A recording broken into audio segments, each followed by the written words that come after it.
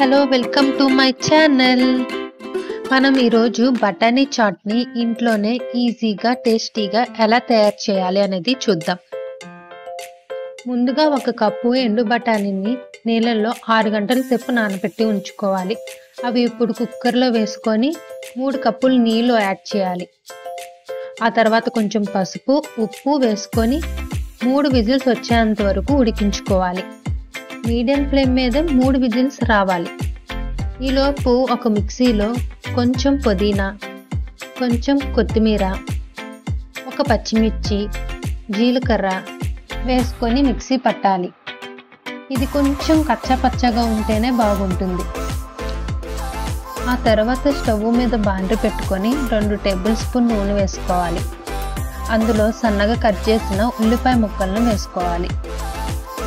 అవి కొంచెం వేగిన తర్వాత 1 స్పూన్ అల్లం వెల్లుల్లి పేస్ట్ వేసుకొని లైట్గా వేయించుకోవాలి. అందులో కొంచెం రుచికి సరిపడా ఉప్పు, చిటికెడు పసుపు, 1 స్పూన్ కారం, 1 స్పూన్ చాట్ మసాలా, 1 స్పూన్ గరం మసాలా వేసుకొని 1 నిమిషం వరకు వేయించుకోవాలి. అలా వేగిన మిశ్రమంలో ముందుగా మిక్సీ పట్టుకున్న పుదీనా, కొత్తిమీర పేస్ట్ను కూడా వేసుకోవాలి. అది 2 నిమిషాలు వేగాక అందులో 1 టమాటో గుజ్జును కూడా వేసుకొని వేయించుకోవాలి.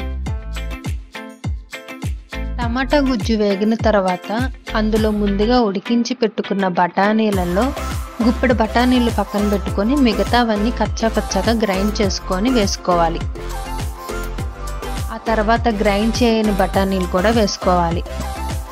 ఇప్పుడు దీన్ని 2 నిమిషాలు కలుపుకుంటూ 1 లేదా 2 కప్పుల నీళ్లు పోసుకొని బాగా ఉడికించుకోవాలి. ఉడికిన తర్వాత లాస్ట్లో కొత్తిమీర వేసుకొని స్టవ్ ఆఫ్ చేసుకోవాలి. ఈ బఠానీ చాట్ని ఒక ప్లేట్లో వేసుకొని దానిపైన నిమ్మకాయ, ఉల్లిపాయ ముక్కలు, మిక్చరు వేసుకొని సర్వ్ చేసుకోవాలి. అంతే, ఎంతో టేస్టీగా స్పైసీగా ఉండే బఠానీ చాట్ రెడీ అయిపోయింది. మీరు కూడా ఒకసారి ట్రై చేయండి. నా వీడియో నచ్చితే లైక్ చేయండి, షేర్ చేయండి, సబ్స్క్రైబ్ చేసుకోవడం మర్చిపోమాకండి.